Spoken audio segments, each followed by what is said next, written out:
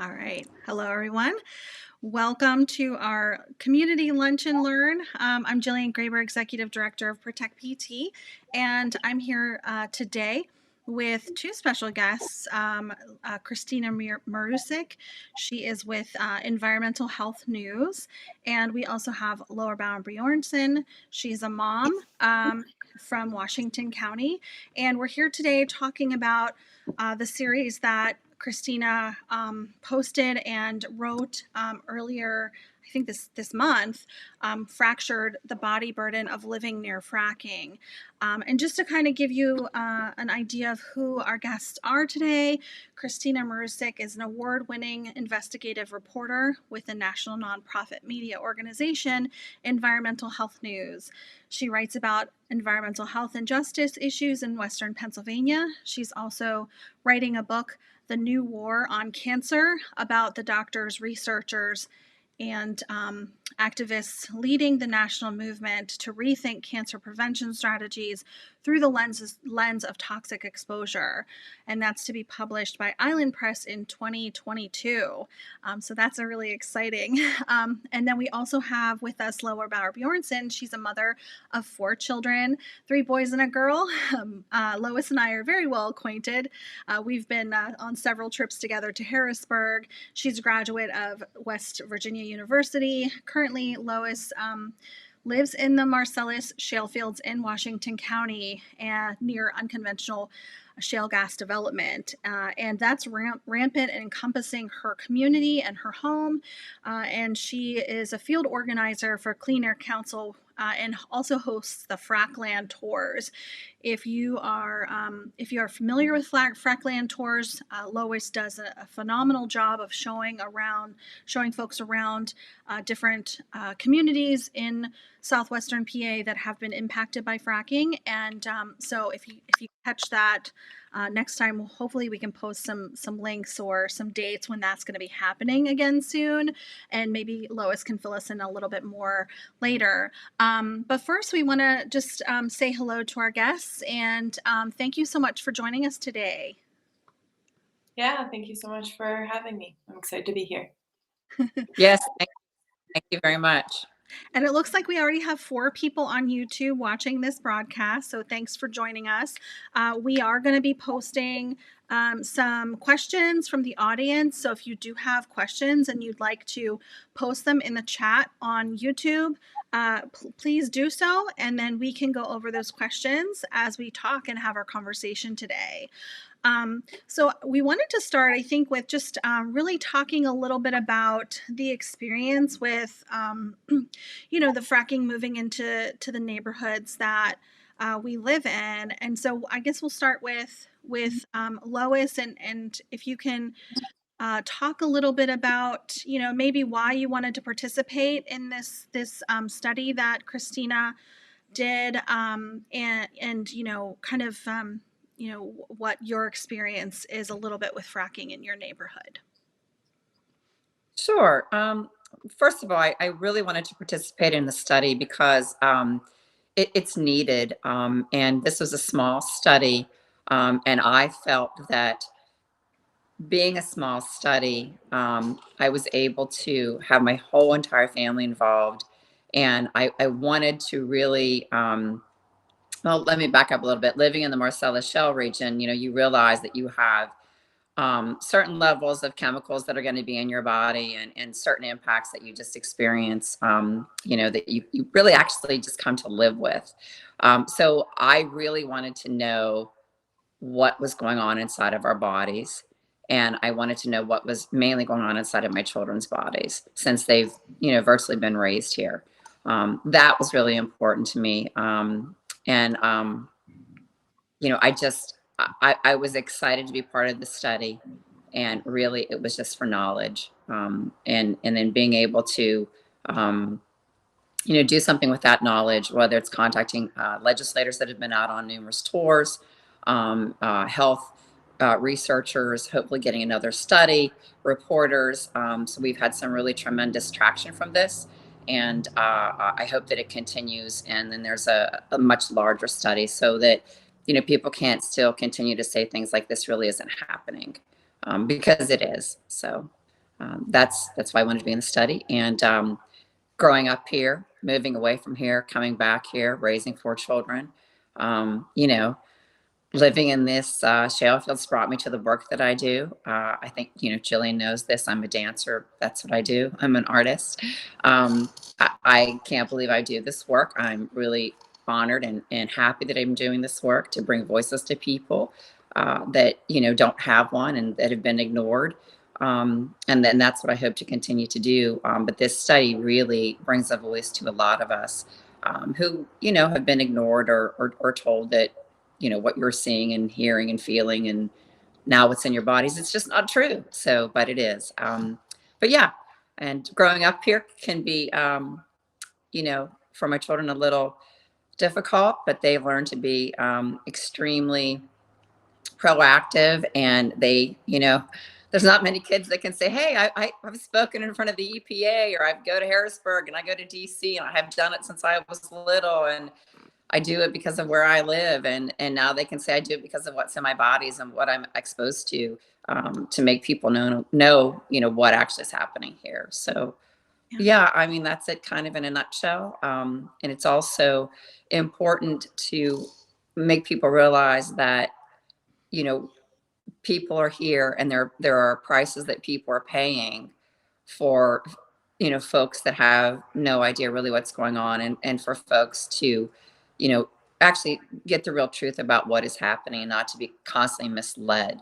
So that's really why I do what I do. And also because I live here, and I'm now, really want to make sure that people are protected and communities are protected, just, not just my family, but everyone that is living within this communities, and that they know what's really happening. So. Yeah. And I agree with you, Lois. I mean, I think that, what you said is true. You were a dancer. I was a stay-at-home mom. And before that, I worked for a college. And so, I never thought I would be doing this type of work, but I had similar reasons for participating in the study. Obviously, here in Penn Township, we have 2 well pads that have been produced, and the furthest one is about 5 miles from my home, and so I was supposed to be the kind of what do you call it, the control, the pre-development test case, our family. I think that I was pretty startled to find what, the chemicals that Kristina found in my family's body. But we've been fighting for 6 years, and luckily only 2 of those 13 well pads that have been proposed have been built. So, I think that this is a cautionary tale that, if we don't continue to fight, then, we're going to have the same situation that you guys have there in Washington County. So, and I think, Kristina, why did you want to do this study? What kind of compelled you to think about this subject and act on that? Yeah, thanks, Jillian. So I had been reporting on fracking in Western Pennsylvania for a couple of years, and I noticed that there was a good amount of reporting that kind of told people's personal stories, like Lois's story and like your story, about, the difficulties they had experienced with the industry and about the worries they had about their family's health. And then I myself was doing a good amount of reporting on like the emerging science on fracking and health. So these kind of big epidemiological studies that found that, the closer you live to a higher volume of fracking wells, the more likely you are to have things like headaches and nosebleeds and rashes, things like, preterm births and low birth weights. But there wasn't really anyone looking into this question of whether fracking chemicals are getting inside people's bodies. And it seemed like just this obvious gap in the data. And I found out pretty quickly when I started embarking on this journey that part of the reason is because it's exceedingly difficult to study. It's really tricky because these chemicals aren't only used in fracking. It's not like they have a totally unique footprint. They're using lots of other stuff. So it can be difficult to say, decisively or with scientific certainty that fracking is what's causing this. But I also realized, in talking to people like Lois and Jillian, that this was a gap not only in kind of the bigger picture scientific data, but also a big gap for these families who were saying, like, the kids have been having nosebleeds or getting weird rashes or having stomach problems, and we're afraid it's related to fracking, but the Department of Health isn't helping us figure that out, and we saw a toxicologist and we don't seem to be getting clear answers there either. And so I really wanted to do like a pilot study that could demonstrate that there's value in this kind of testing, with the hopes that someone might do a lot more. And then I also wanted to help fill in that gap for, the handful of specific families that I worked with, so that they could have a tool, as Lois said, to be able to more clearly advocate for themselves and their families. And certainly Lois is a powerhouse. It's been really moving to see her like sending the stories and sending her test results to legislators and saying, look at this is happening to my family. What are you going to do about this now that we have scientific proof? Yeah. Yeah, and I think mission accomplished. I mean, we just, I think that what came out of the work that you did was just pretty eye-opening, and I hope that that the legislators do start thinking more seriously about, the need for more studies and the need for more investigation. So, I guess, what are some things that you wish you could have done or covered in the study that you didn't? Maybe we can start there. Yeah, that's a good question. So the first thing, we've already mentioned a number of times that this was a small study. So the first thing I tend to think about when thinking about that is that I collected 3 urine samples for each person who was in the study over the course of a summer, with the idea that, we know emissions from fracking wells and related infrastructure are sporadic. So it's often not this kind of constant stream of emissions, but there will be a plume here and a plume there. And working within, a relatively limited budget for a small nonprofit newsroom, that was kind of the most we could manage to get in, was 3 urine samples and 2 air samples that we spread out over time, with the hopes that we wouldn't just catch someone on a weird day, that we'd have a better sense of their kind of ongoing exposures. But in an ideal world, if with endless funds, I would want to do that every day over the course of a summer, as opposed to 3 times. So that's one thing that I wish I could have done, with endless funding. I could have done it more extensively. I also didn't look at radioactivity or radioactive chemicals in the study. And I know that that's a big question in Washington County, especially following, the reporting about the rare childhood cancers in the Cannon-McMillan School District, and Justin Noble's reporting for Rolling Stone about just the incredible prevalence of radioactive chemicals in fracking waste. So I would love to see that covered more extensively, and I would have loved to have been able to include that. Was there anything else I put on this list? I think those are the main things, and more people, of course. We looked at 5 families, and it would have been great if it could have been 105 families.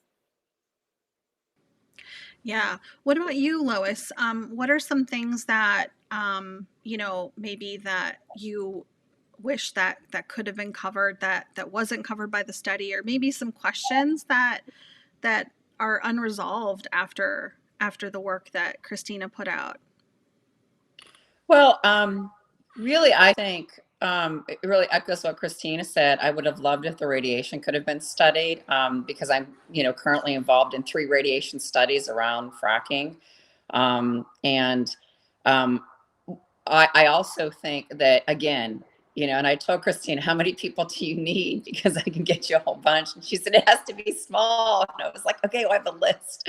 So, I hope that someone picks this study up and they come to me and I can just give them drones of people to just keep studying from different counties and different parts of Washington and Westmoreland and Greene and, all of the surrounding counties, people in Beaver even, next to the petrochemical hub, because this is all tied together. I mean, I'm very, very happy with the study.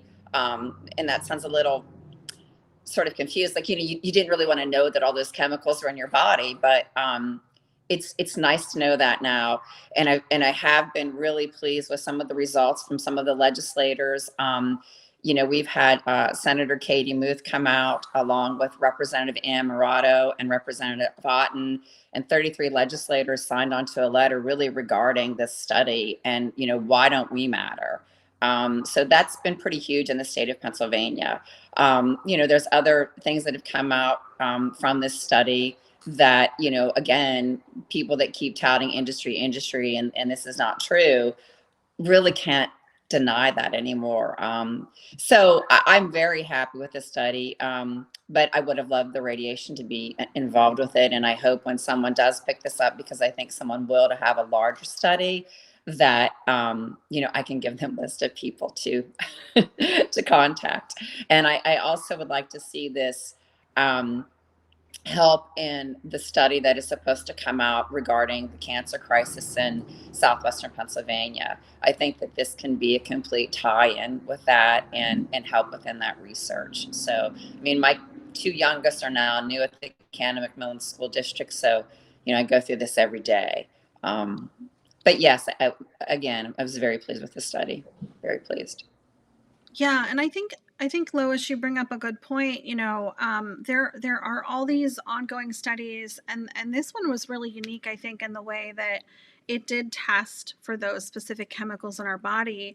But at some point, I feel like how many more studies need to be done before some change happens? And how much more evidence does the industry need? And one of the things that I think is unique about this particular study versus some other studies that have been done is, there are several different types of studies that you could do, so there's studies that are based on surveys, which I think are very impactful because they give you a good impression of what people's what people have actually gone through, what their impacts are. And one thing that is interesting, I find about fracking is that everyone could be affected differently, and it is subjective as far as the noise. The noise that comes from fracking is subjective, where one person might really have a concern about the noise, whereas a next door neighbor might not have as much of a concern or might not be impacted as much. And air pollution is something that sometimes you can't see or smell or taste. And so it's what is really in the air. And so, there's modeling that can be done that can tell us what those air emissions potentially could be.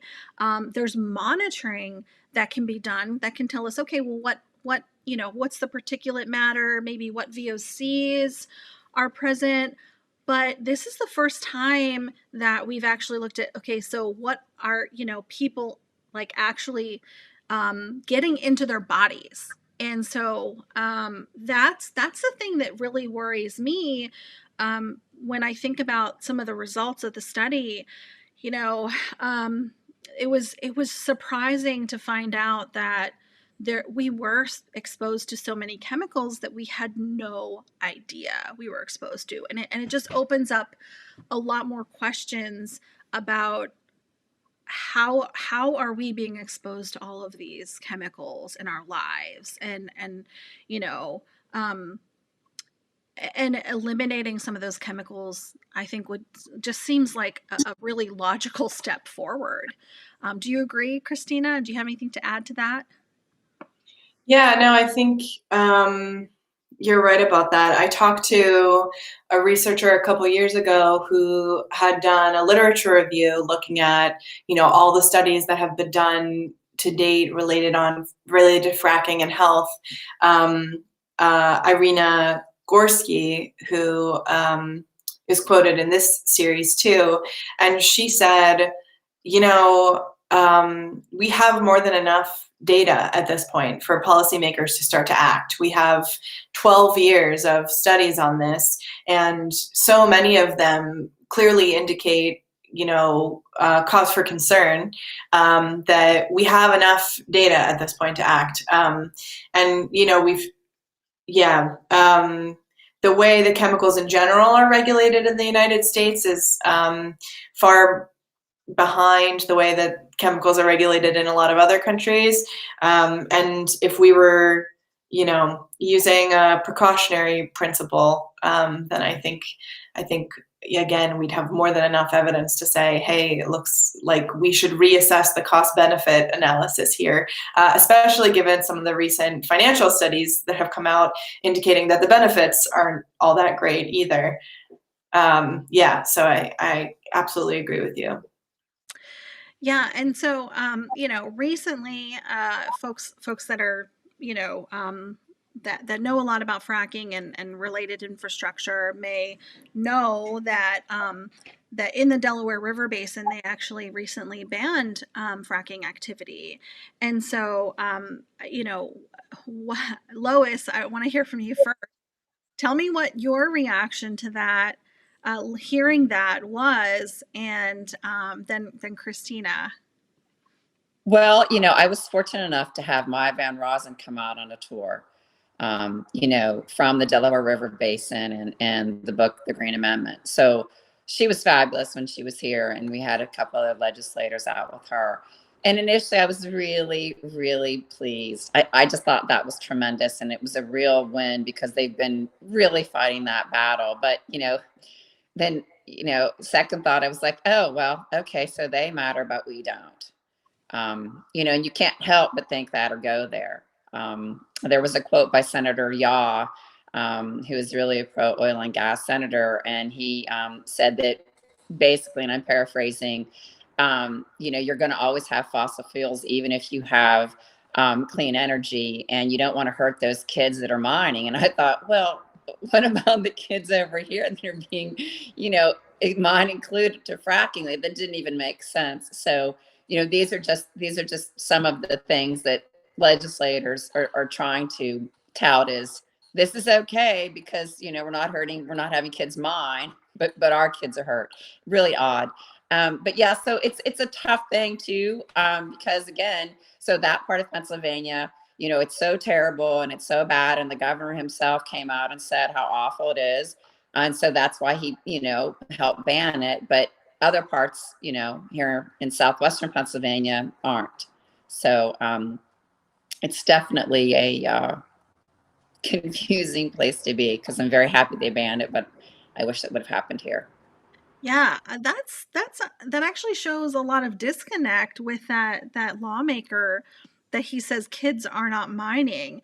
Well, obviously they're not mining, but they're still being exposed to these things. And even if we were talking about coal mining versus fracking, I mean, those are two different types of extractive, industries. Right. It was kids mining other countries for cell phones and things like that, and the minerals and so on and so forth. Okay, so he's comparing us with third world countries or countries where Yes. They have horrendous child labor standards. Okay, all right. I guess all right. I guess that's where he's coming from. Kristina, how about you? Yeah, I spoke with that same Senator Gene Yaw for the series, and he was very much on the offensive. I would ask him a very benign, neutral question like, how has your community changed since fracking moved in? And he was like, the only people who ever ask me that are like environmental activists? And I was like, oh, I didn't say like negatively or positively. So if you think it's changed your community for the good, now is your opportunity to tell me that. I just had to be like, he just came in like guns blazing to the whole conversation. Yeah, so that doesn't surprise me too much, Lois. But I do. So I had a similar kind of feeling when I heard the news about the ban in the Delaware River Basin. I almost immediately saw environmental advocates saying, why is southwestern Pennsylvania a sacrifice zone? If this isn't safe for some people's drinking water, it's not safe for anyone's drinking water. And that seems, we have neighbors. New York banned fracking. We have neighbors who've done it, but it seems even more stark, that contrast, when it's in the same state with a lot of the same legislators involved in those decisions. And I think, just to pivot to a slightly more hopeful note, I did also then think that like maybe this is a door opening, and that seems like a big shift on the part of the Wolf administration. And so that maybe, even though certainly I understand the frustration, feeling like, why would we protect those Pennsylvanians and not these Pennsylvanians? It did make me wonder if, from a political perspective, that is actually like a first step to being able to more seriously address the health risks associated with fracking at a statewide level. Yeah, and I mean, we've written to Governor Wolf on several occasions about several different types of infrastructure in Pennsylvania, and the response we usually get is crickets. We don't really get very much response from the governor's office. The one time we did get a letter back, it was you could tell it was a form letter, and a lot of the factual information in the form letter was actually outdated. Thanks to organizations like the one that Lois works for, Clean Air Council, fighting some of the different fights around the state, there are, there have been changes, that have been made, and you could tell that this response was not factoring in some of those changes, and should have. So you could tell that it was, it was highly inadequate. And so, I mean, I guess like where, what's next? What do we need to think about doing next to use this information and this hard work that you've done, Kristina? This, just a tremendous amount of work. I mean, just the coordination of it all, and trying to get all the samples and make sure they were, everything was properly handled, and that the appointments were all made, and all the travel that you must have done, and then coming out and writing this 2 years of work. Where do we go from here? Lois, do you want to start on that one? Wow. I mean, I think the only place to go is up. I really think to keep moving forward on this and not letting this get buried is really the most important thing. As Jillian stated earlier, that we have 12 years of research, but this was a different research project. This actually showed what was in people's bodies, and it could not be, said that it wasn't going on. And I think we need to keep pushing this as much as we can. And again, even present this to other researchers to pick this up to do a larger study. So it really just gets to the point that, there's absolutely no denying this anymore. And that's was be my goal, is to take this and run with it and keep running and not let it get buried. So. Yeah, thank you. So I certainly hope that as a next step, someone does a similar study, but on a much larger scale. I've heard from a number of researchers who are interested in this kind of work, and I've heard from people at some local academic institutions who are really interested, and from people who do biomonitoring but haven't looked at fracking yet. So that's all been pretty encouraging.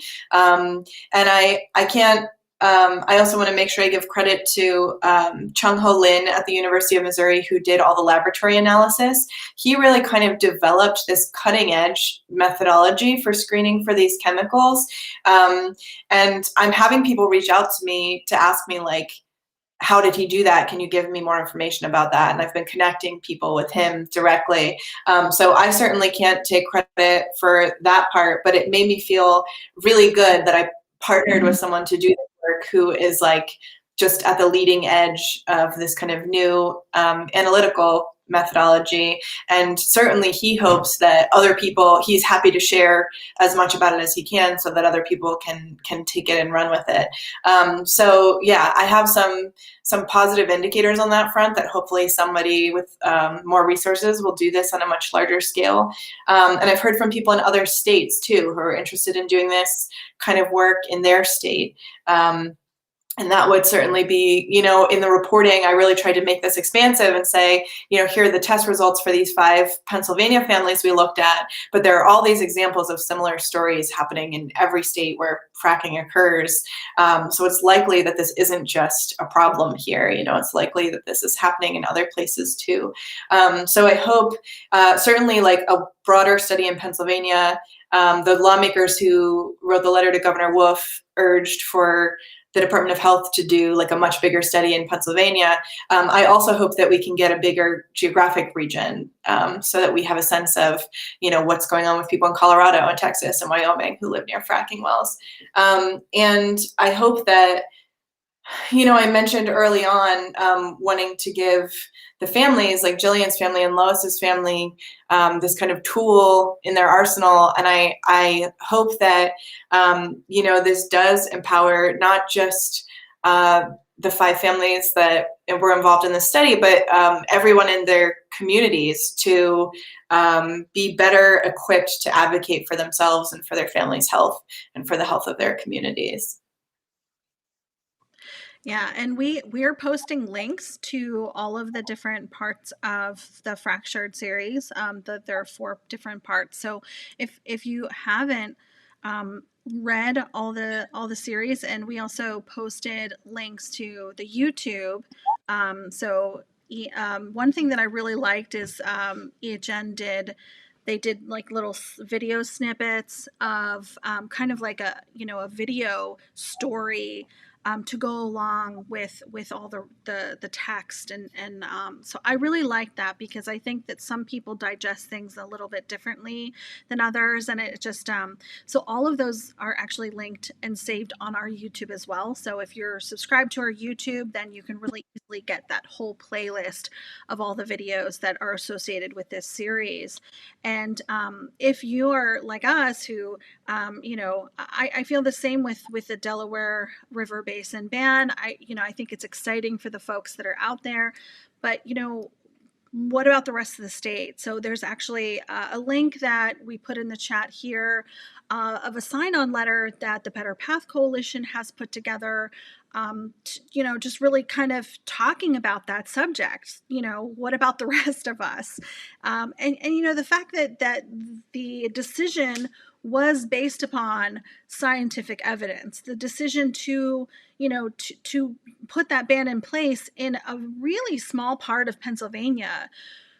It wasn't based on our Pennsylvania Constitution, which it very well could have been. I mean, that's a tool that we as Pennsylvanians can use, and we are guaranteed by law the right to clean air and pure water. And I think that Kristina's study shows that we're not getting it. We're not getting clean air and water, because if we were, I think our chemical exposure would be much lower than it currently is. So, just looking at that and I think that we need to continue to do the advocacy. I know Lois will.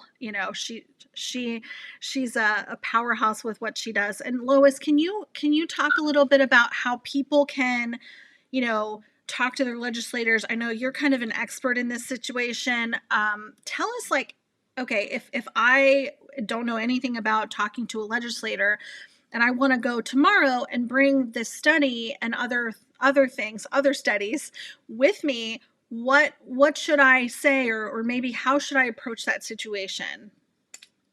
Well, things are a little different now due to COVID. So actually, sometimes some of the meetings are easier because if you're fortunate enough to get one, via. So what I recommend really, and I say this a lot, is, you have to be politely annoying. You have to keep bothering people. Start with an email. Contact, everything's online now. You can find chief of staffs to anybody pretty much. Get a hold of them, keep calling them, email the senator or the representative directly, then call, email again, call until you get a response. And it's really, the squeaky wheel gets the oil. So, and you have to do that. And then you really just basically are going in and stating your case. It's a little, I don't want to say easier for me because it's not easier to talk to legislators, but remember, like, they're people. They have kids. They, have nieces and nephews. There's some person in their life that you can make the story relatable. I think that's the most important. And so that's what I say, that it's easy for me because I can just simply talk about myself and my kids and my community and say, this is what's going on and this is the work that I do. But anyone that lives within the community where there's fracking can, even if they don't have these chemicals in their body, can go in and say, listen, I'm really concerned. This is like right next to our community. We don't have it here, but, we have the same air shed and the same water and, they're disturbing our land. It's very simple to make it personable. That's what I recommend highly. But even more than, you would definitely want us personal stories. It's being politely annoying and then following up after you have a meeting with them to say, and having an ask when you go in, what are you going to do about this? Are you going to try to get a further study? Is this going to be part of, the cancer crisis study? And that's another thing is, do a good amount of research if you don't know, and don't be afraid to reach out to organizations like Protect PT or Clean Air Council or anything. There's so much online now that you can really get overwhelmed with the amount of information, but the more information you have, the better. And I guess the one last thing that I would say is don't be afraid to not know everything. And be willing to ask a question or say, I don't know that, but I'll find out. But yeah, just really do your best to tell a personal story and be as polite as you can, but make sure they're going to answer you. So that's really it. And Kristina, how do you think that folks could use the work that you've done to influence policymakers and talk to their legislators? So I'm working on some follow-up reporting for the series where I'll be reaching out to a bunch of lawmakers in Pennsylvania counties that are heavily fracked, and giving them kind of a one-page overview of the series and what we found, in addition to links to all this stuff, but like a quick thing they can read if they don't have time to read the full series, and then a list of 5 questions. And the 5 questions are things like, what would you say to these parents who found out that they're being exposed to these chemicals, and to other people in their community who are worried now that they've seen these test results? What kind of actions will you take to make sure that Pennsylvanians are protected from potentially harmful exposures from fracking? How often do you hear from your constituents concerns about fracking? Which is actually good information for constituents to have, because if they say, I never hear from people, and there are people in their district who have concerns, that's a good note that, like, all right, we need to start being politely annoying and reaching out to this person. And so I plan to publicly document all the responses I get to that reporting. And this goes from the Chamber of Commerce in Washington and Westmoreland counties, since that's where the families were in the study, all the way up to Governor Wolf. And Governor Wolf's office has said they're working on a response now, so I do expect to hear from them in some capacity. And so when I list these responses online, I'll include everyone's full answers to the questions, or if they, and I'll be politely annoying and reaching out to make sure they've heard from us. So I have plans for multiple emails and multiple follow-up calls. And then I'll list exactly what they said. So if they said, I don't have time I'm not going to comment on this. That'll be published too. And then alongside that will be their public contact information and their social media handles. And so one thing that I've seen in the past that's been really effective, I did a series on childhood asthma rates and air pollution in Pittsburgh a couple years ago and did a similar thing. And initially, Allegheny County Executive Rich Fitzgerald declined to comment on the series. And then a bunch of people yelled at him on Twitter about it and said, this is inappropriate. You're responsible for this. You oversee the health department, which is responsible for regulating air quality here. And his office actually called me and asked and requested, actually, we do want to comment on that. Can you come in for an interview? So that can be a really powerful tool just to hold legislators accountable and say, we at least need you to acknowledge that you saw this and tell us, how are you going to address these concerns that your constituents have moving forward? Yeah, I'm excited for that because that seems like a great way to kind of do a temperature check and hold them, a little bit accountable and responsible for, the decisions that they make. Because I know a lot of these decisions, and I'm not a political person, and I don't know all the inner workings, but I imagine that many of these legislators, maybe are lobbied.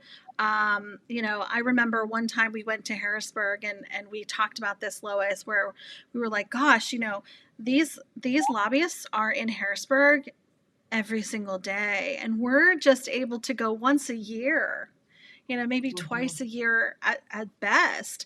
And so, but we're the ones that are, they're supposed to be protecting, and we're the constituents, we're the ones that are voting for them. We're the ones that, when you take a public service position, which is what this should be, any kind of political position should be a position of public service, that serving the public should be the most important thing.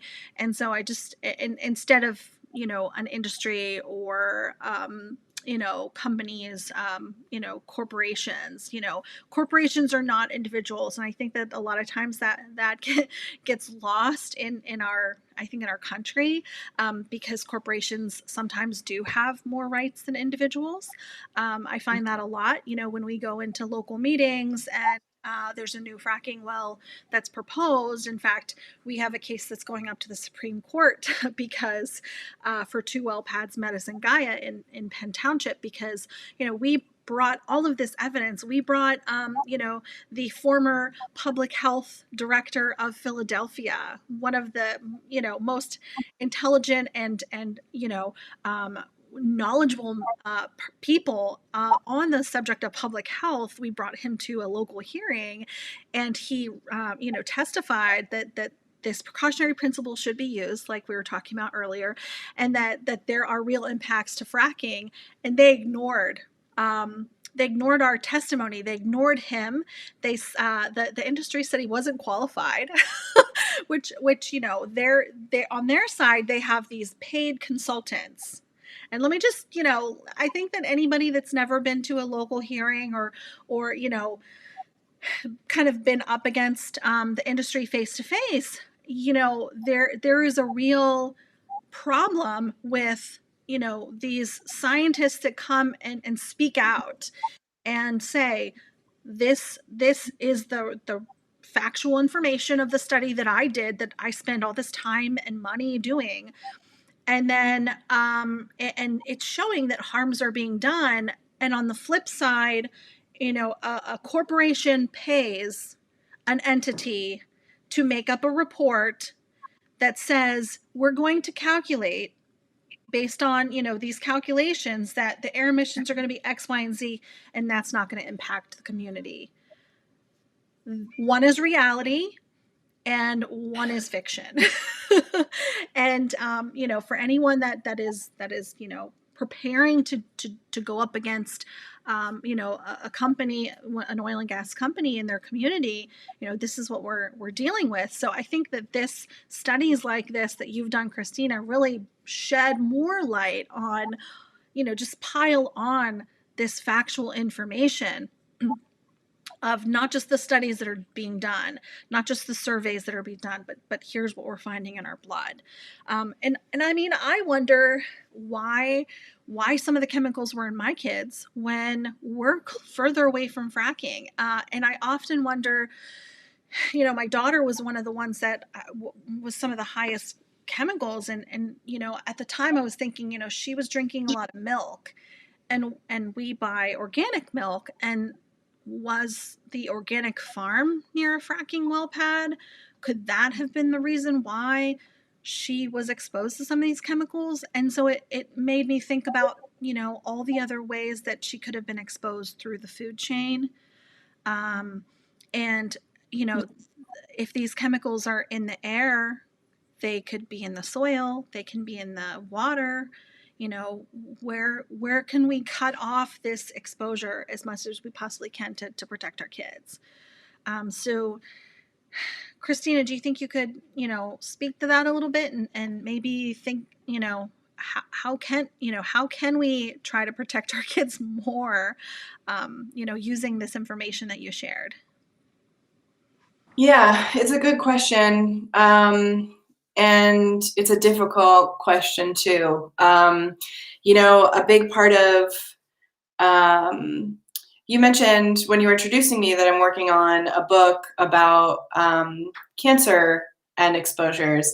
And the kind of big takeaway from that book is so much of the way that we talk about these problems in the United States is lensed as if we as individual consumers have control over our own health. You know, if we eat the right foods, if we exercise, if we only shop organic, if we, you know, read the label on every skincare product we buy to make sure they don't have parabens and phthalates, then we can control our exposures. And the truth is, I spoke with a researcher who said they did like some biomonitoring for things like PFAS and phthalates. And even among researchers who have PhDs in chemistry, who study this stuff, who have all the tools to do everything in their power to try and avoid those individual exposures, they were still exposed. It's just not possible to get yourself down to a 0% level of exposure to a lot of these cancer-causing chemicals.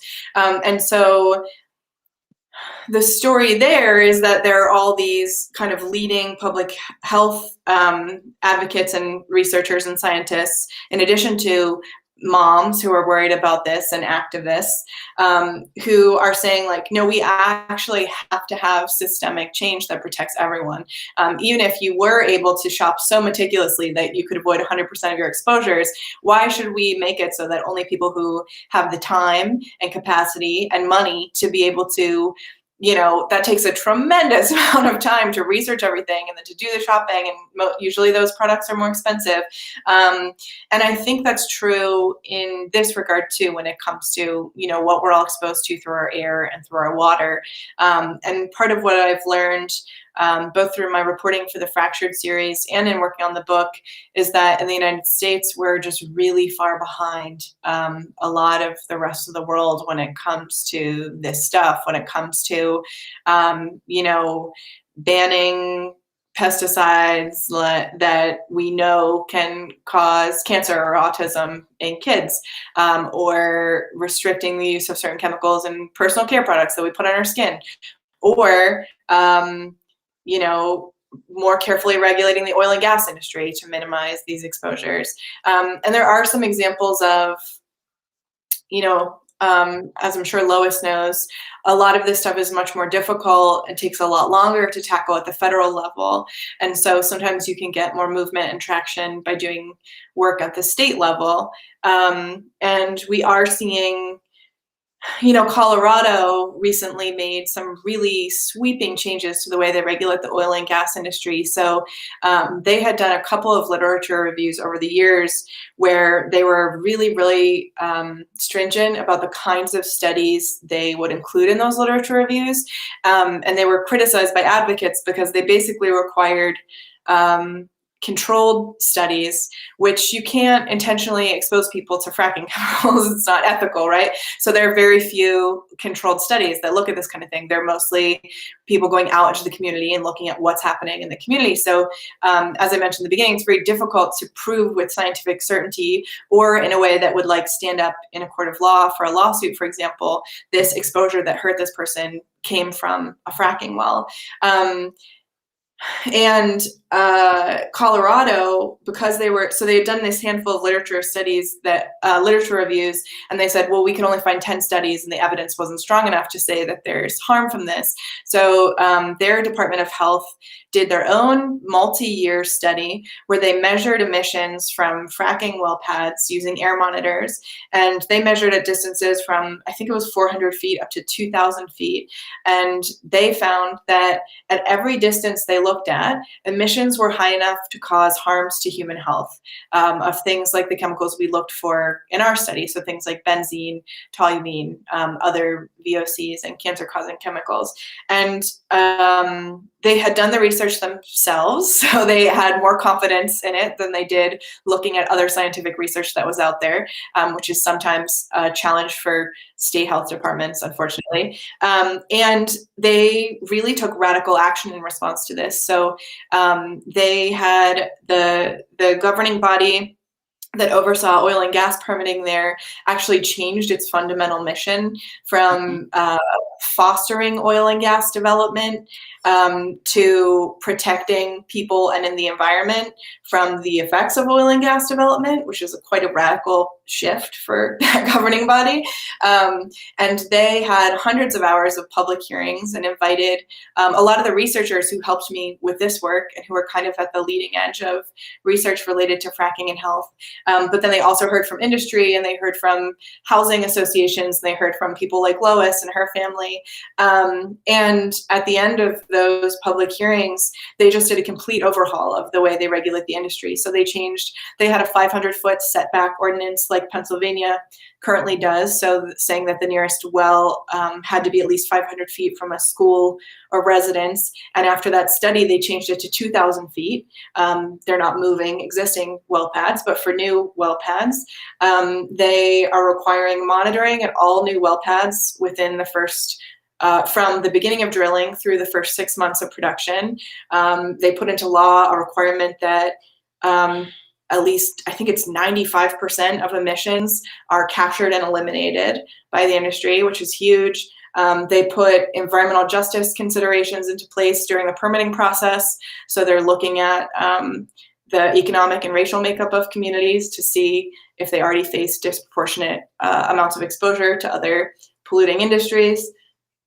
What else? But it was really inspirational. So it's part of what I talk about in the series is that Pennsylvania could really look to Colorado for a model. I think for a lot of people, it would be a big jump to go from where we are now to a full ban overnight.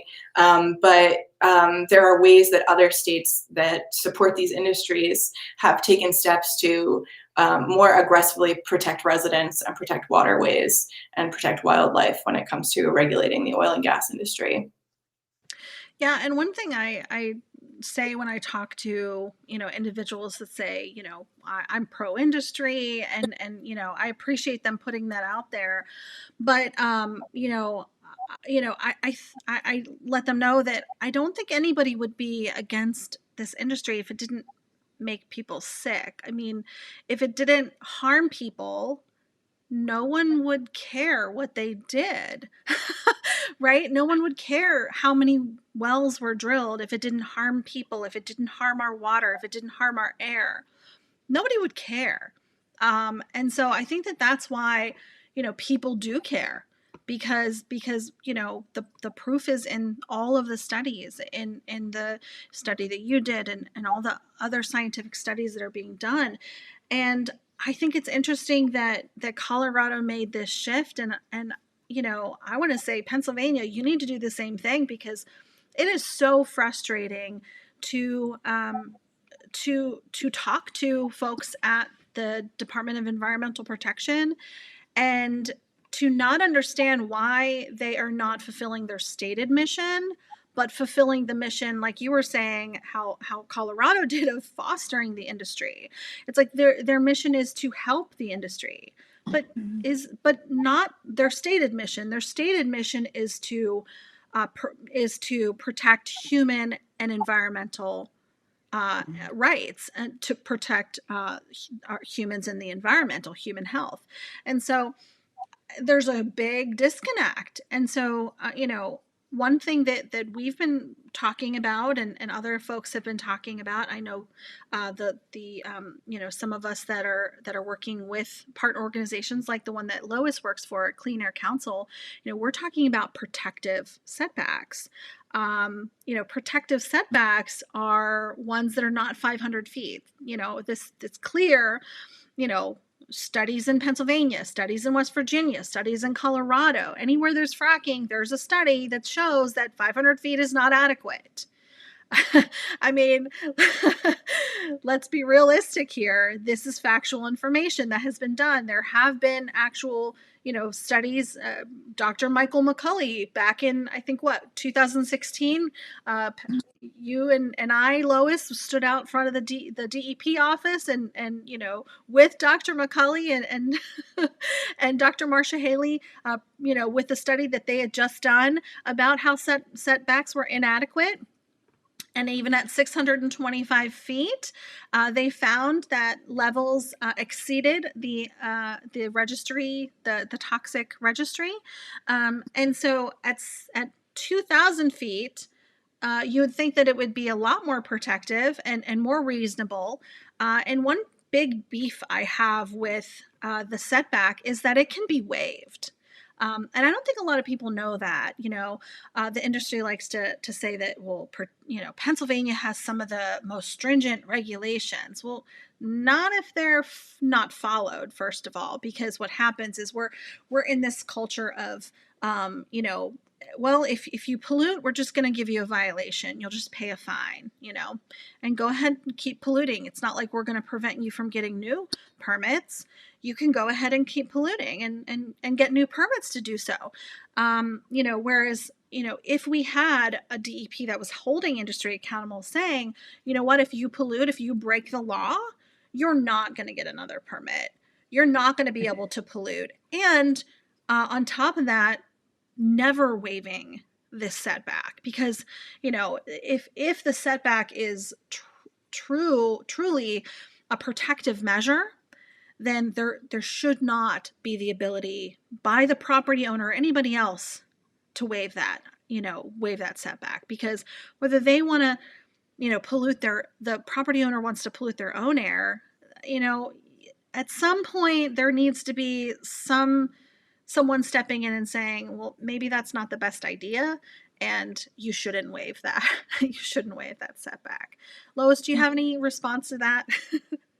Well, I mean, I remember the conversation Kristina and I had when I found, about what was in my body and my children's body. And, there are ways to kind of limit your exposure. We have a whole house water filtration system. We have another water filtration system on our drinking water. On top of it, air filters all throughout the house. But again, these are expenses that, everyone doesn't have, or even the ability to know where to get some of these things. So I think that's what's unfortunate. So if things can be put in place from a legislative standpoint, even as far as setbacks and things like that go, then, that's holding the industry accountable. And, like you said, Jillian, like I've heard that a million times. We have some of the strongest, regulations, and I just roll my eyes and think, yeah, it doesn't matter if you're not doing it. So, I think that that's what's really important. And then also realizing that, things like where you get your milk from and stuff, people just really don't have that capacity to even, go down that sort of rabbit hole, I hate to say, because, you find out one thing, you're finding out 100 other things. Most of the farmers do lease to industry. Most of them, whether they're, dairy farmers or, produce farmers, most of them do. So with something like a setback distance, and if a farmer is going to be leasing their land, then hopefully that won't be, impeding on the crops. So there's just a lot that could be put in place that, again, could be immediately helping Pennsylvanians, just like they did in Colorado. Because, we have existing well pads. This isn't the beginning of this. So this is something that we have to deal with and learn what can we do to further protect ourselves.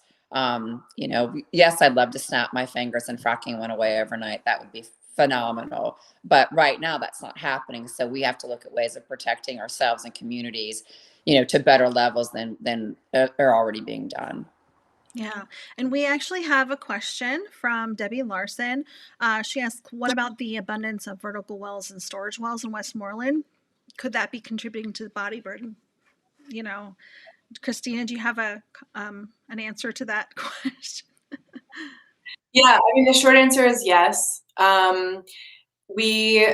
I looked after we got results for Jillian's family and Ann LeClaire's family, which were the two families we looked at in Westmoreland County.